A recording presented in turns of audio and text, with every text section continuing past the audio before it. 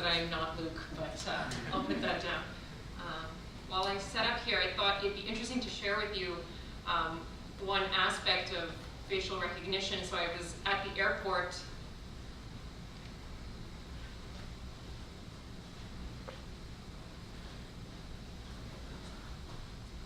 I was at the airport to come to Boston yesterday, and from a distance when I was going to drop off my luggage, from like the corner of my eye, I saw what I thought was the actress from The Handmaid's Tale. And so I was with my partner, and I was sure it was her. Like, I caught him, and you know, she looked, okay, so she had maybe gained some weight, and she didn't look exactly how I thought that she looked like in the show. I mean, I'd never met her face to face, and she was had different hairstyle, but I could tell immediately that it was her, and I was convinced. And as I approached to drop off my luggage, you know, I kind of contrasted her facial features with her dental structure and all the close-up scenes that I had seen of her. And so I think it's kind of amazing that I was able to do that, and it's a bit scary when technology will be able to do that. But when we're talking about like moral actions and the implications, you know, I really wanted to go up and take a photo with her, even though she was clearly with her family. But I didn't do what I wanted to do. I did what I should do, and I just stayed back and didn't exercise my rights to do that. So it's interesting that we always can have some sense of control in this respect. So I'm here to talk about putting a face to a name in clinical settings. This is kind of, I'm hoping to bring out more of the care and concern that we were talking about in the ways that facial recognition can be applied to have positive outcomes. So before that, I'll put a bit of my face to a name. So Leigh introduced me beautifully, but a lot of the work I'm going to be discussing took place at Open Lab. This is an innovation center based out of Toronto General Hospital. And I have an expertise in design science methodology, where I look to create, evaluate, and implement, not always in that order though, technological interventions in healthcare.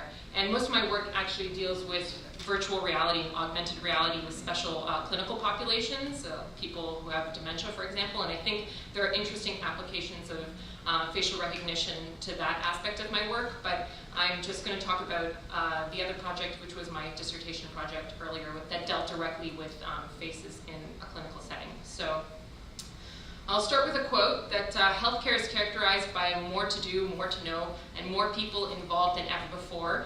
And I'm sure that everyone has had some experience, either personal or through as a caregiver, being in a hospital environment where perhaps both because you are stressed, you are sick, and also just the nature of the fast-moving environment of hospitals, you might not retain all the information of everyone that has come and spoken to you, and this is actually pertinent information to your health.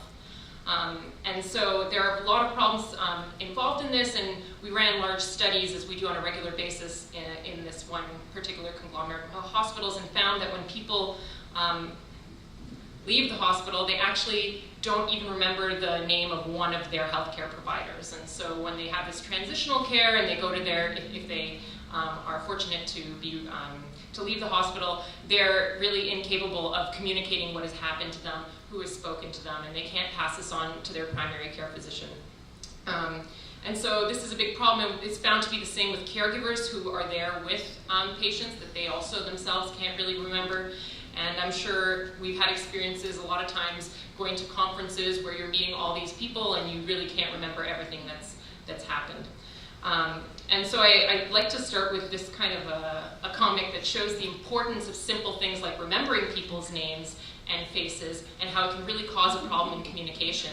A lot of times it prevents patients from asking more about their care, and like I mentioned, more communicating what has happened to them. And so really my goal was to try and help patients and caregivers in their stay in the hospital improve their ability to communicate through recognizing their healthcare providers.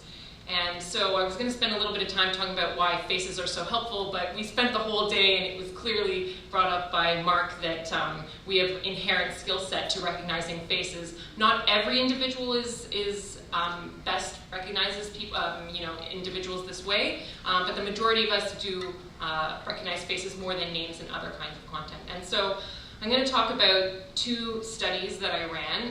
One was patient-facing, so it was a tool created for patients in the hospital. And because of having created this, an interesting series of events led me to create a similar tool which had different iterations for staff. So the patient-facing tool came out of a direct need. Patients, like I said, couldn't recognize their clinicians, and so the objective here was to see if providing a photographic tool would help in their recall. And we ran a randomized control trial, and I'll go through a little bit of the details later, but interestingly, the tool that we had created for patients was getting stolen by our healthcare providers who didn't know each other. So in these teaching hospitals, there's frequent rotations, staff, medical students, nursing students, there's very few constant people, even though they work within a very effective team and they must be involved every single day, but they still can't recognize one another. And so they were stealing the patient handouts that I was creating, and I told them that we were going to ruin my study, and I promised to deal with their issues once the study was over. And so that led to my second research project, which looked more at interprofessional communication. So really the implications of how some doctors, for example, would also always call on the same nurse in order to resolve an issue because it was the only nurse that they would recognize, or how not recognizing one another led to not conveying certain aspects about patient care. And so the objective really in the second study was to design, build, evaluate, and implement, which was the most difficult part, to implement a tool inside a clinical setting. And that was a longitudinal study. So the first study, patient recall, so basically this is the tool that we created. So I'm sorry to say it wasn't technologically advanced, it was a paper-based tool. And that's mostly because of what we could afford in the hospital, but also what made the most sense for patients. So the standard, patients that we screened, I think, over 1,000 patients, of which only 300 could be consented into this study, of which only, I think, 180 or so actually completed the study. That's to give you an idea of how difficult it is to actually consent inpatients to do any kind of research work. And so once they were consented in the study, they were randomized into one of three groups. The standard of care, which is receiving nothing. There have been some other attempts at familiarizing patients with their healthcare providers by writing names on whiteboards, but it ends up being outdated. Nobody changes the nurse name on the board. It's ineffective, and it also actually doesn't help with recall.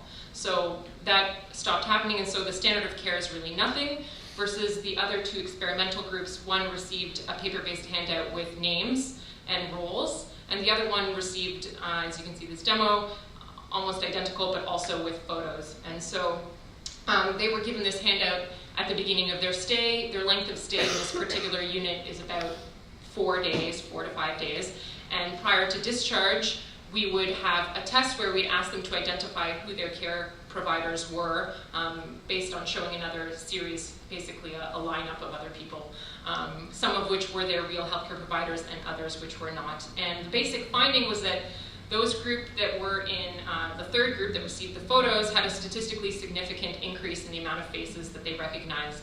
So we had several outcomes that we found from the study. First of all, it's still identified as a major problem. 30% of people could not identify anyone at all, but when receiving this handout, it was a difference, and really it changed from remembering nobody to remembering one person. So it wasn't amazing, but this binary difference can make a big difference in real life, and it also happened to be statistically relevant in our case. So these were the handouts that afterwards different healthcare providers, because they're based on team, you can see here it says team 6, so patients are usually assigned to one of 8 teams, and healthcare providers within the team tend to work together more often, and so it's quite saddening to know that you've been working with someone for sometimes years and don't know their name. And so they were stealing these notes for themselves, and so we decided we would do a second study looking at interprofessional recall and how we could design a tool that best suits their needs. And this went through 3 iterations. So the goal was really no longer to identify the fact that photos are the helpful tool. Photos were included in all aspects. It was more how we can get buy-in from the staff to really, I was going to talk a little bit to Daniel's point about when you're using technology for your own sake, you're happy of it, but when you have to share your information for somebody else's benefit, you're a little bit more reluctant to do so. And one thing that I found in this study was that when people themselves realized how helpful it was for them, they were actually more willing to provide it so that other people could use the tool as well. So there is a kind of positive side to this. And so we went through 3 iterations. of the tool. So the first one is a very blurry image, but you'll see on the side there's like a little bit of a colored sticker attached to the nursing station there, and that had the photos of all the staff based by different team color. I also have here a quote about what I called, so what I was studying was something I termed clinician anonymity, so the inability to identify your healthcare provider either by name, face, role, responsibility. There were many aspects that formed what a person's identity was within the healthcare context. And anonymity reciprocity meant that there was this underlying feeling that it was really always the healthcare provider team, the physicians specifically, that didn't take the time to get to know, for example, the nursing team, that it was very based on profession and hierarchy, that there was this kind of lack of familiarity. And the truth that I found in all the studies is that that wasn't the case. In fact, it was just frequency of interaction. So the fact that the physicians didn't know the nurses also didn't know the physicians, but this third group of allied health members that interacted more regularly with both groups had better recognition on both sides. So this goes again to the idea that when you're a bit made more aware of the situation, maybe you're more understanding, you're more willing to share your data. And one other thing I guess I didn't mention was this second part of the project, which went through 3 iterations, was about 8 months worth of work. We interviewed over 20 staff members in the different groups and ran surveys which also tested for recall at 4 points in time with over 250 clinicians. And we tried to separate this as much as possible in an experimental fashion, although it's not very much approved to do that in the hospital because you're creating an imbalance of care. But we had 2 wards that were otherwise relatively similar, and so one ward for half of the time received the photos and then received it for the other half, and vice versa. So there was some attempt at separating these 2, although it's difficult because also the healthcare providers go between the floors at times. So it's, evaluating these kinds of technologies in the real environment is much more difficult than we would think. So the second iteration, clearly the first request was that we wanted this to be more dynamic. So rather than being a paper with everybody all the time, I wanted information that was only relevant to me. And so we created a web application whereby with the right credentials, you could log in and by team see the people who were there. You could search by name, by their role, and physically look through their photos. And so that was another version which was helpful, but interestingly, it could only appear on hospital desktops, which there is difference as to who gets timely access. So in theory, everyone could be able to access these, but in reality, the nurses had very little time. If a physician came and needed to access something on the desktop, they would have to leave and free up the desktop. So it was creating a situation of inequality. And so we went to the third kind of iteration, which was a mobile tool. And this was also added other elements of interest, that people wanted to be represented by relation to patient. So it wasn't just enough to recognize someone, or something that helped trigger actually your recall of another staff member was the fact that you had a shared conversation about a shared patient, or that there was something of interest. There was also this notion a bit of tracking. If the hospital still worked on a paging system, unfortunately I have to say. So if they one clinician wanted to speak to another, they would go to the nursing station, page the person, wait there. If the person didn't arrive, they'd leave. By the time the second person arrived, they wouldn't be there. There was no message to communicate what about what patient. And so I used this iBeacon technology to have little pings so that when 2 mobile phones passed each other, it would ping if there was a relationship with you, so you could look at their face and you could see, oh, we have a shared patient together. Or if you entered a patient room, it would bring up the entire staff that was also taking care of this patient, so you could get little jots of memory as to why, as to who's related to this patient.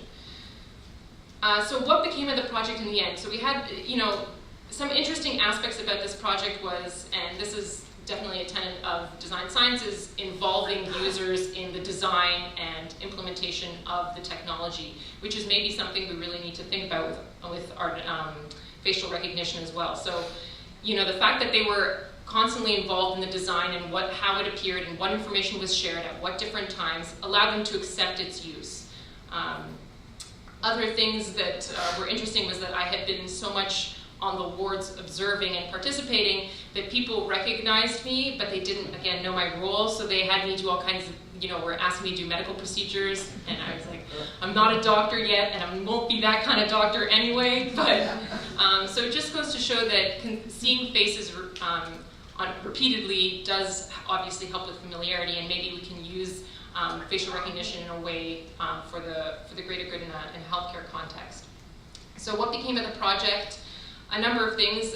It went to several pitch competitions where it made to the finalist level, but it's very difficult, at least in the Canadian healthcare system, to invest in an application where the group that's investing might not reap the benefits of, for example, lower length of stay might be felt actually by the department, but readmission rates is a big issue, and that would be felt by a different department, or the emergency department would actually would get reduced costs. And so it really, I wish in some ways that we were a law enforcement group in the States and maybe get all this money to just buy technology that would be helpful in the hospital.